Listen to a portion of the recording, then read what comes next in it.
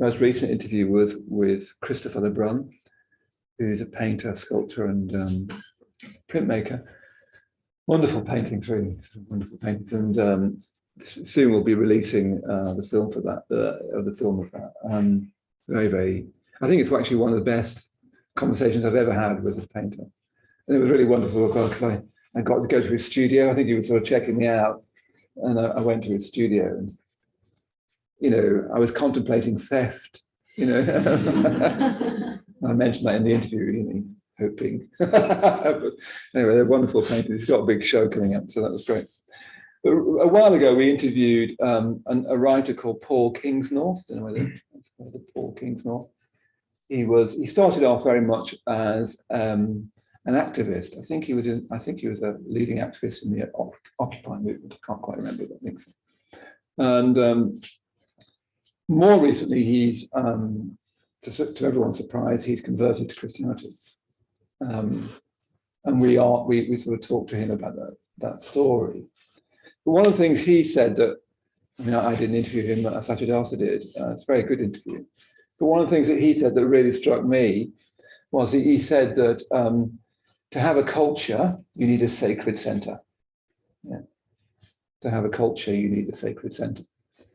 And that struck me as being true, that you can't have culture without a sacred center. And of course, you see how problematic that is now.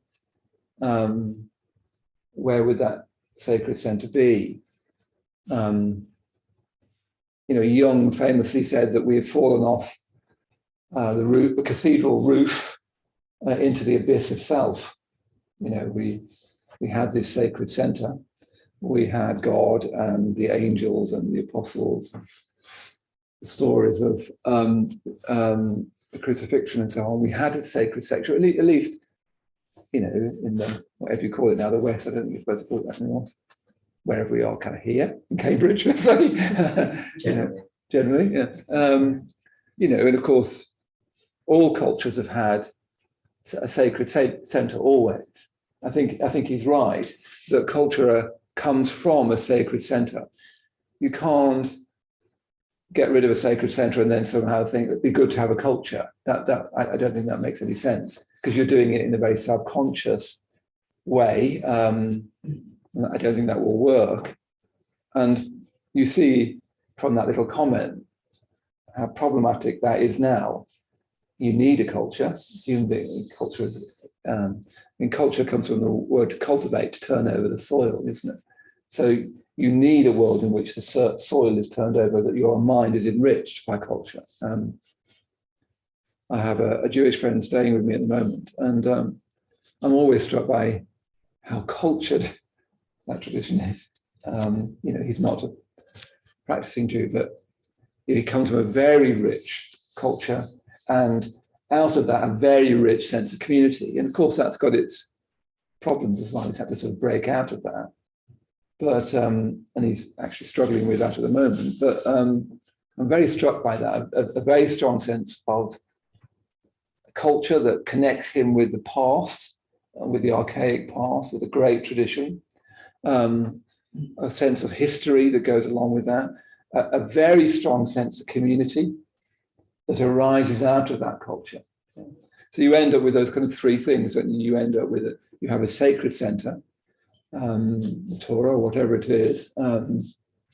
You have, out of that arises a community around that. Out of that arises a culture, an artistic culture, a aesthetic culture, a literary culture. Shakespeare would be unimaginable without the fact that part of the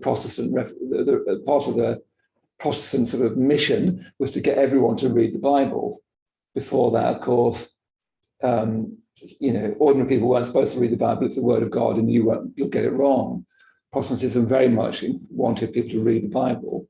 That meant literacy. Out of that, really basically popped up Shakespeare pretty soon. Wouldn't have happened without that. So out of the sacred center comes culture of all kinds, music, dance, all of those elements of culture. Music dance, poetry, image, sculpture, painting, and so on. They all come from religious rituals, don't they?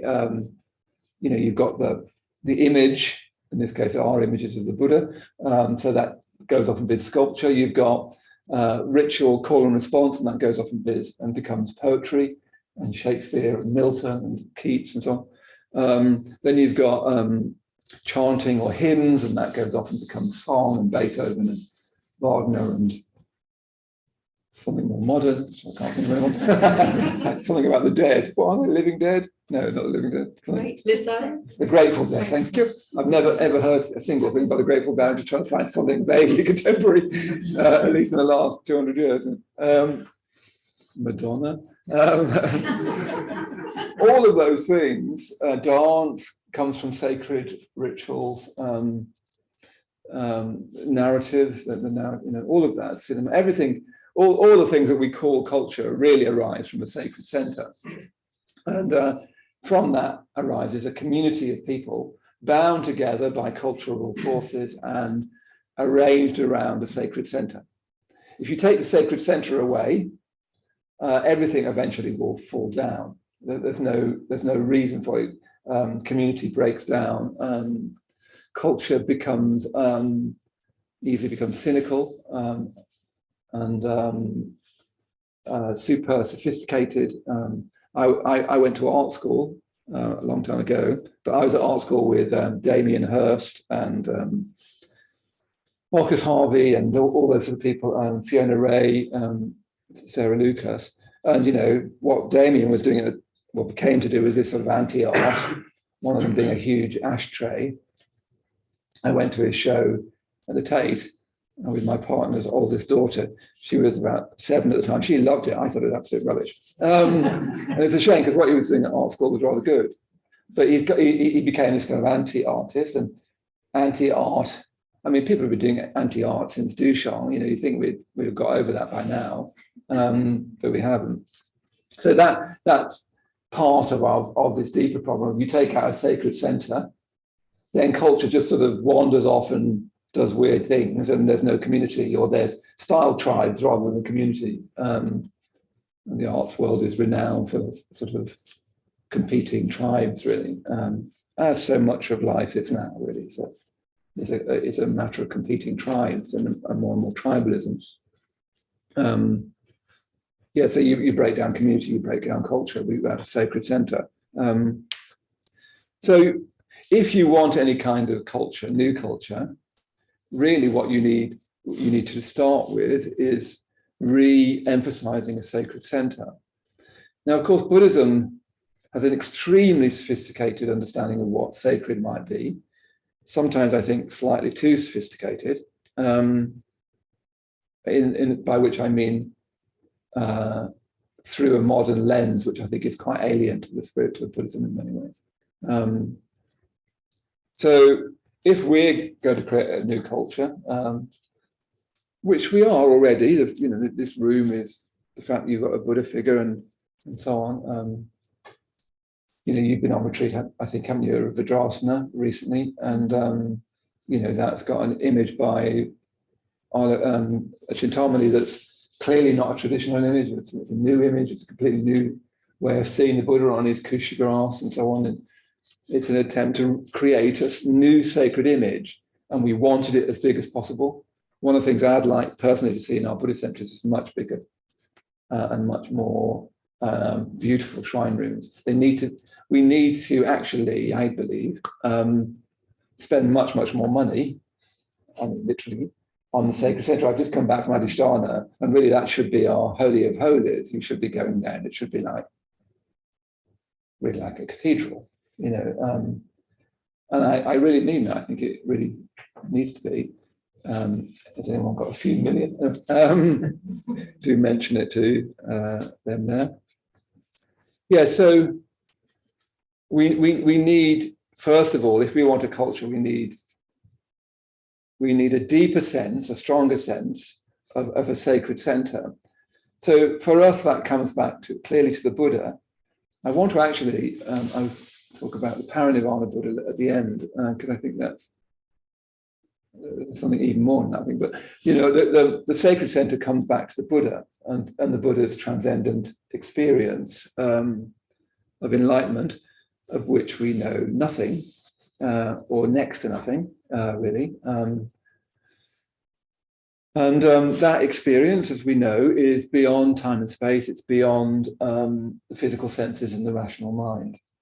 The whole of Buddhism is predicated on an experience. An experience is a problematic word because it sounds like something you have and then talk about afterwards, like, I don't know, snowboarding or something. That's an experience. One that clearly I haven't ever done.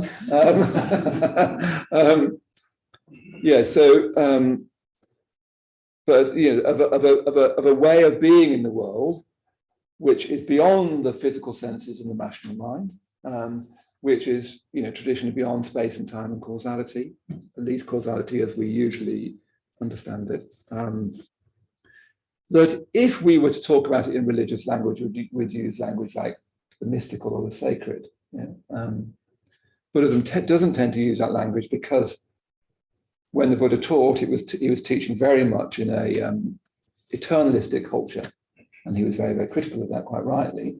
We're now in a very nihilistic culture, and one of the great dangers to contemporary Buddhism and to our sacred center is the tendency to see the Buddha as a great man, a good man, a man we can learn from, perhaps, yes, but not a holy man. I think we need to find a way back to, if we've lost that, a sense of the Buddha as being a holy man. We just need a deeper understanding of what holy means and what a sacred center might mean. So I've been talking about this as a vision of truth, that to have a culture, it needs to have at its heart a vision of truth that illuminates that culture, and therefore shapes that culture and shapes a community that live in that culture. I'd like to one day, perhaps if I ever have any time, I'd like to one day write something about form. That there's something, I'm too tired to think of it now, but there's something important about form. I mean, I got this I have this wonderful poetry mentor, Mimi Calvati, and she read something of mine once when I first started writing, and she said, I think this wants to be a sestina. And I sort of nodded, and yes, I was thinking that. And ran home and typed in, what is a sestina? I have no idea what she's talking about. But you have to do that face where you neither say yes or no. You just do that like you do at school, where you don't give away whether you know or not, just in case they ask you, and what do you think of the form? And then you try, sestina, it's a complex repeating poetry form. I wouldn't suggest writing one. But what's interesting is when you write a poem, when you find the right form, the form creates the content. It's not that you have some content and it would be nice if it was in a sestina or a villanelle or a sonnet. It actually sort of wants to be in a particular form, and that form actually creates content. It gets you to say things you didn't know.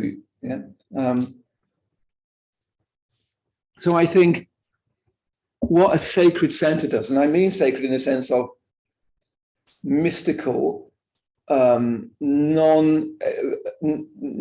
really conceptualizable, not completely not either, otherwise you wouldn't know anything about it, but in which you have to approach with a certain degree of reverence, with a very high degree of receptivity, with a strong kind of sense of the suggestiveness of language.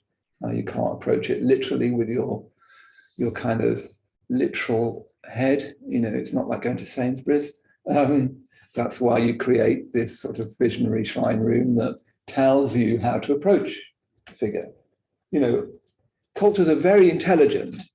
It's just that we're split off them. I recently been in, Johanna Barch and I interviewed Ian Gilchrist for The Nature of Mind. We've just done 2 new interviews, which we're just editing and will come out soon. he's a major thinker. I think his idea about the hemispheres of the brain and is a major new idea. Some people are already comparing him to people like Darwin as a major new idea.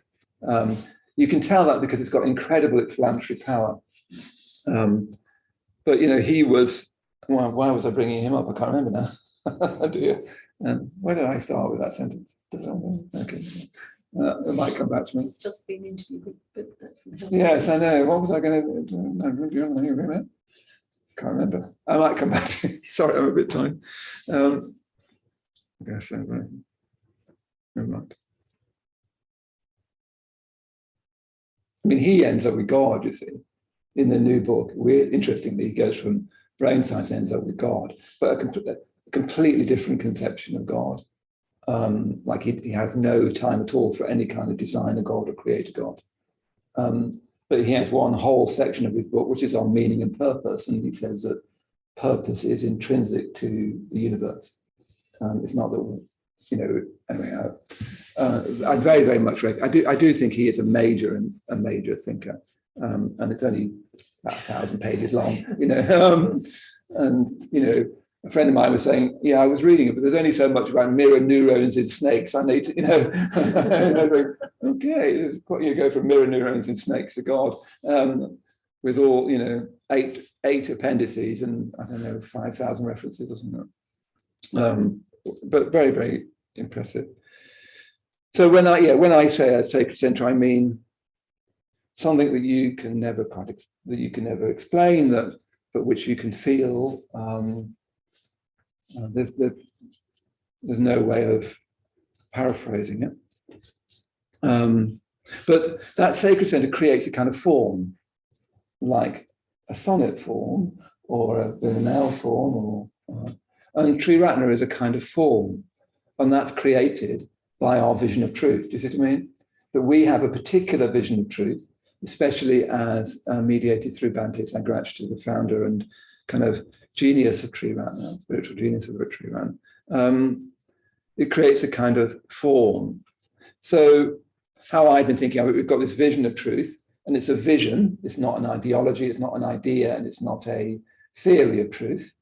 Especially it's not an ideology of truth, which I'm now fully allergic to in any stripe. It's a vision of truth. A vision, the metaphor of vision means it's direct.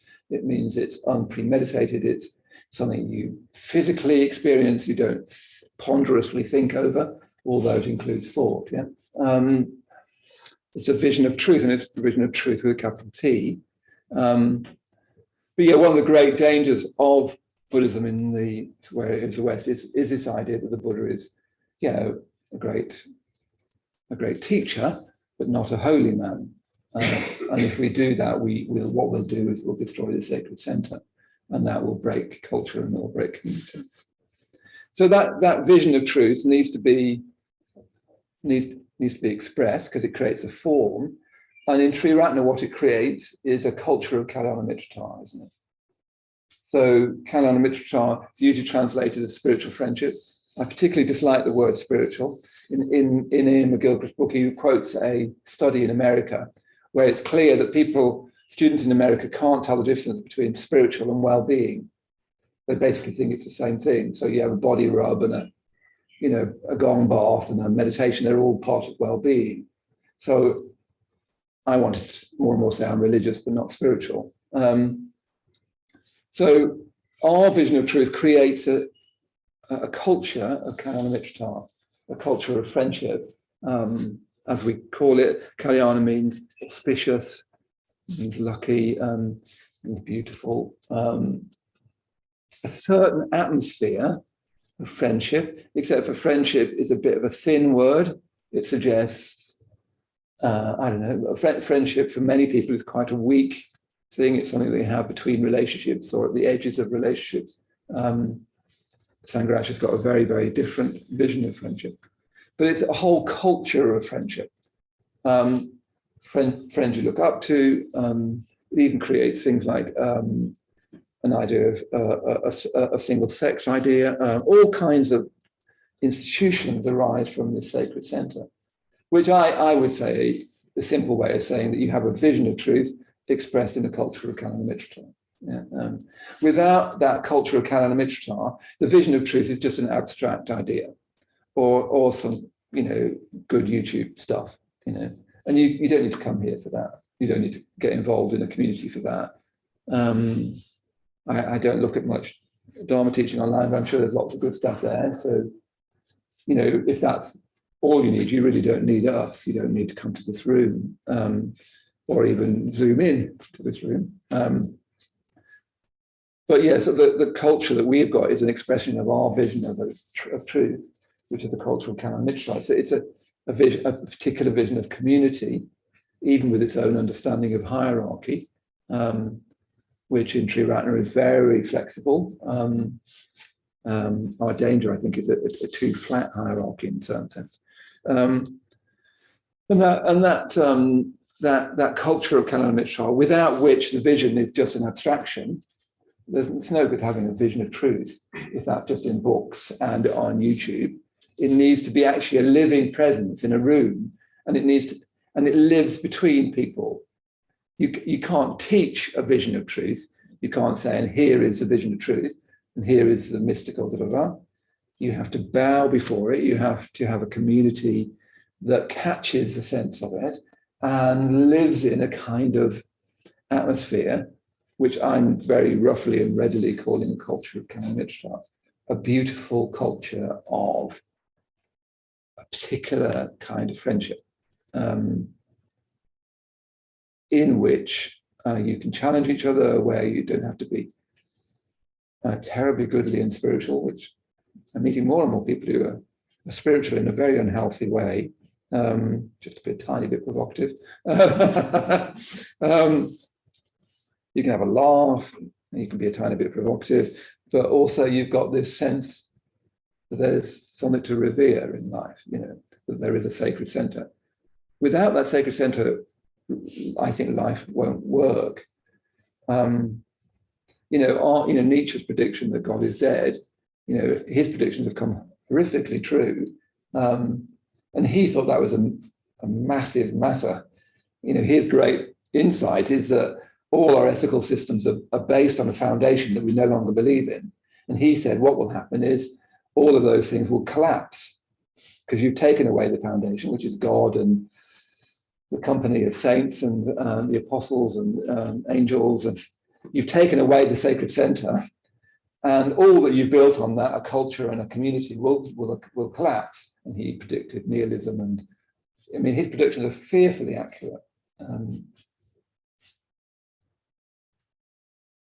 So we've got this vision of truth expressed in the culture of Canon Mitra, and that needs to be for the benefit of all. That's my third part of it. It's no good having a vision that's expressed in a culture of friendship if that culture of friendship isn't outward looking and inviting more and more people into that. Yeah. One of the things I've noticed sometimes going to centers is people say to me, oh, this is so lovely. It's such a lovely Sangha. And sometimes I think what they mean is I know everyone here. That is a bad sign. Yeah, that's a bad sign. If you start regularly coming to this class and you say, oh, it's lovely because I know everyone here, something is wrong. Yeah, you shouldn't know everyone here. In fact, you should often not know everyone here. In fact, it'd be really nice if a lot of people were here that you didn't know. Yeah. If people get to pronounce, if you're an order member and people pronounce your name trippingly, things are going wrong. Yeah? They really are. Do you see how it, I don't mean to, I'm being slightly provocative, probably I'm a bit tired, but one of my concerns for our culture, and I think it's a wonderful thing, our Triratna culture in many, many ways, is that its very strength, here I am. Some of you that have never seen me before, unless I'm on YouTube, obviously. I'm waiting more and more people say, I find you on YouTube. Anyway, here I am, I've schlepped over from London, and, I get to just sit here. Yeah, I could say anything. I could be high, but actually, I'm not, I have had a decaf tea. Yeah, there will be jokes, don't worry. Do you see how much that is rather amazing? And, I'm going to go to New Zealand at Christmas, and I already got an email from the chair. They're saying, oh, I hear you're coming over. Can you do something here? So that's amazing. We've got this culture of friendship that extends all the way around the world. I mean, it's really quite an achievement. Not very long ago, last time I went to Australia and New Zealand, I just stayed in a friend's house that I'd met on an ordination retreat. There I was, a few days living in his house, eating his breakfast. He was giving me he doesn't know me. He just know me for a little while. It's not just because he was on a retreat with me, but because through me and through my connections, there's all of that. It's like a globe, isn't it? Our great community. All in the heart of that is a sacred center. One of the issues that arises out of that is your relationship, especially if you're wanting to get more involved, is your relationship to Bhante Sangha. If that's problematic, that will disturb that sacred center, because he's like the person who's pulled the curtain away to show you the sacred center. And if you find a problem with him, and I know there is problems with him, that will be problematic for you, and you'll need to talk about that and find your way through that. But one of the days, isn't that wonderful that I can do that, and I can go to Australia, and I can go here, and I remember going up to Manchester, and it's like, you travel up to Manchester. I've lived so long in London that I think everything's just basically on the edge of London. So I remember going to Manchester thinking, it's taking an awful long time. Thinking, oh, how sweet, look, people with different accents. But I got there, I got to the centre, and it was just like arriving back at the London Buddhist Centre. It's really wonderful. I knew lots of people, even people who didn't know me, they sort of knew people who I knew, and there we go in this culture of friendship.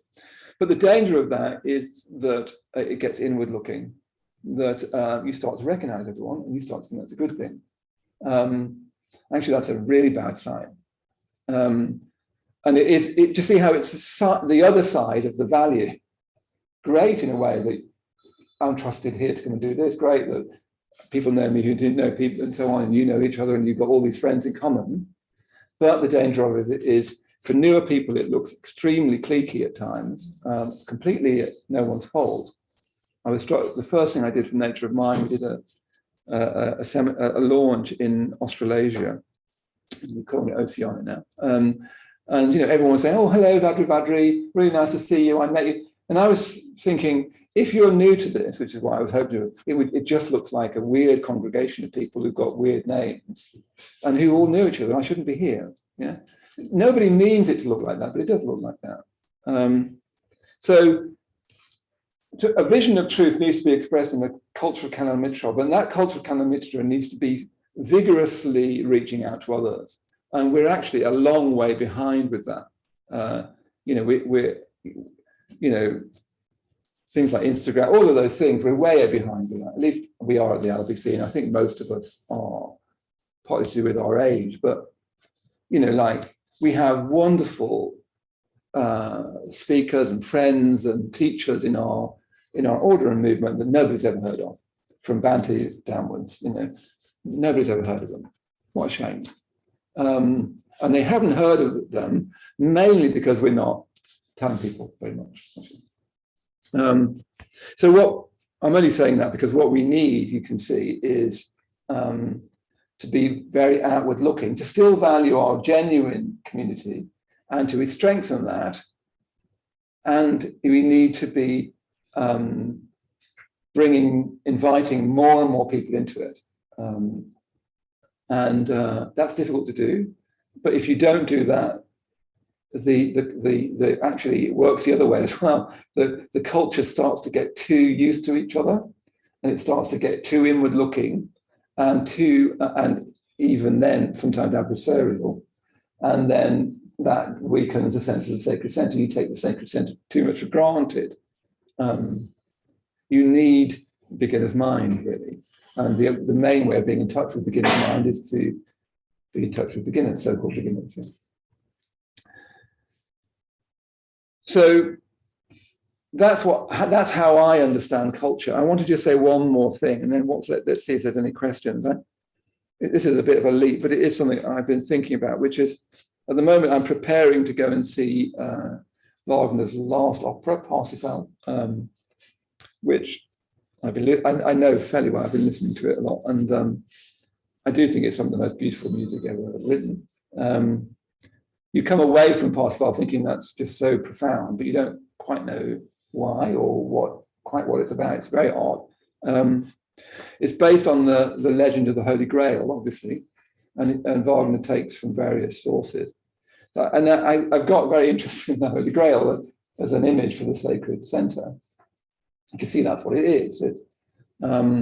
Interestingly, the Holy Grail originally, or in one early version, was a stone that was brought down from heaven by the angels as proof of heaven. Yeah? So it was your connection with the angelic world. It quite soon became the chalice that the blood from the side of Christ was kept, that was put into, and it's linked with a spear. They're together. The chalice and the spear are together, and they are the Holy Grail. Yeah. And Wagner uses both of those things. I won't go into it too much. But one of the really striking things about the opera and about the myth, well, first of all, Montsalvat, I think that's how you pronounce it. Does anybody know the castle? Montsalvat, I think it's called. The castle that has the Grail and the knights that live in that look after the Grail, that castle is nowhere and everywhere. You can't ever find it. There's no path to it. And suddenly you'll be in it. So Parsifal in the opera is just wandering around and suddenly he's in the Grail castle in Montsalvat. Yeah? He's suddenly in this blessed land that's illuminated by the Grail. Yeah? You can't. And the other thing that's striking about it is that you can only find the Grail if the Grail wants you to. It is calling you. You can't think, oh, I fancy a sacred center. That's convinced by Maitreyabandhu's talk. Off we go. Let's go and find a flag. You need to actually feel a call. Yeah, often incoherently. But you need to be called to the Grail. And Parsifal is the holy fool. Which is a beautiful idea. It's someone that's completely sort of alive. Has in Parsifal the opera, he doesn't understand Christian doctrine, and Wagner doesn't seem to be interested in that anyway. He actually thought he was going to write an opera called The Conquerors, about the Buddha's disciples, but he thought Parsifal basically covered it. He's a holy fool, and a holy fool is what we would call beginner's mind. It's someone who hasn't learned the language yet, who isn't used to the Buddha figure yet. It's that you that first was lit up by the Dharma. Yeah. I think so much of Dharma life is actually trying to be true to that. Your first weekend retreat, your first class, the first time you had that sense of there being, to use this language, a sacred center that was true, intrinsic, not expressible, etc. So I think of Parsifal as kind of an image for, but you see, our beginner's mind is a bit sort of thin by comparison, but I like this idea of the holy fool. It just means someone who is innocent in the way that children are innocent. Like Parsifal in the opera, he's like a child, so he just runs around and shoots things with a bow and arrow, and he shoots a swan, kills a swan. And one of the first things that happens in the opera is that one of the characters have to say, you can't be doing that. What are you doing? Don't you see that you cause all this suffering? And Parsifal is like, he's just never thought about that. Yeah. I've got a friend who works on a farm, and he still struggles with vegetarianism. He just sort of thinks, well, just kill them. What's the problem? There's healthy ways of doing it. It's sort of like a holy fool. You don't really see your actions. Yeah? But one of the things that really struck me is that So in Parsifal, that it's about redemption, clearly, and it's about being redeemed by the grail, which is the chalice and the spear, and eventually the wound of Amfortas is healed with the spear that caused it. So you need, in my language, you need to go to this sacred center to be redeemed. But interestingly, the knights of Montsalvat are degenerate or degenerating. It's a breaking down order, and in the course of the opera, it actually breaks down more and more. They're sort of on their last legs. They actually need to be redeemed. I found that very, very exciting. So you've gone to this place. You've been called by something, and you find yourself in Montsalvat, which is where you will find redemption. But you need to redeem the people who, of that context. You see what I mean? That you've gone for redemption, and you need to redeem the very context which is offering you redemption. Yeah, you go to Montsalvat for redemption, and you need to redeem Montsalvat. Yeah? I thought that was very, very striking. So I linked that in my mind with, because I've been telling the story of the Parinirvana recently, and I'm very struck. I've always been struck by this, that in the Parinirvana Sutra, not long after the Buddha's Parinirvana, which is, I think, the deepest possible mystery, because Parinirvana means enlightenment without remainder. So there's enlightenment with remainder, which is a body, nirvana, and there's parinirvana, which is enlightenment without a body. That's if we want an image of the Holy Grail, something utterly mysterious and illuminating the universe, it would be the parinirvana. You can't call it the Buddha's death. I think that's because we think we know what death is, and we don't know what death is. Nobody knows what death is. So if we were to have a Holy Grail, I think my sort of playing with it is that would be the Parinirvana Buddha. But straight after the Parinirvana, what you get is someone saying, I'm glad he's dead. He was always telling us what to do. He always said, we should do that, we shouldn't do this. I'm actually glad he's dead, I can do what I like. Now, isn't it interesting that it stayed in the sutras all that time? 2,500 years later, we can, Now, I presume that's a tiny, droplet of what was going on. That there was a lot of that stuff, a lot of dissension, a lot of people. And interestingly, the first person after the death is saying it's the old anti-hierarchy thing. He's always telling us what to do. So it's an authority projection. This is positively Freudian. So there are all these, everyone's, this incredible cosmological, I think the Parinirvana Sutra is extremely beautiful and extremely important. You've got this incredible cosmological drama, and then after you've got this person saying, actually, I'm glad he's dead, because he was always telling us what to do. So I think did you see how that is always true? That you go to a sacred center and a community a culture and a community that arises from that sacred center. And to use very religious language, that is what will redeem you. And part of that, and an absolute intrinsic part of that, is redeeming that very culture and redeeming that sacred center and redeeming that culture of Kalamitra. You have to, you need a context in which to be redeemed, to use that terribly religious language, but I rather like it poetically. I don't mean it, of course, in the Christian sense, because you're trying to be one with that sacred center. You don't want to be separate from it. You want to be illuminated by it, and you have to redeem the community who give you that. And that's what you'll find in any Sangha. You go to a Sangha to be redeemed, and you need to redeem the Sangha. Now, I don't mean redeeming the Sangha by, it's important to say, I don't mean by, giving your opinion about stuff, telling people off about stuff, because we're all frankly bored of that, aren't we? moralizing, pontificating, jolly. What I mean is acting like a true disciple of the Buddha, which is very, very difficult to do. The Knights of Mont Salvat, they're a corrupt community, like any community is. They're drawn to a sacred center, but there's also, in the language of the opera, there's also pollution. And that's sort of imagined in various ways.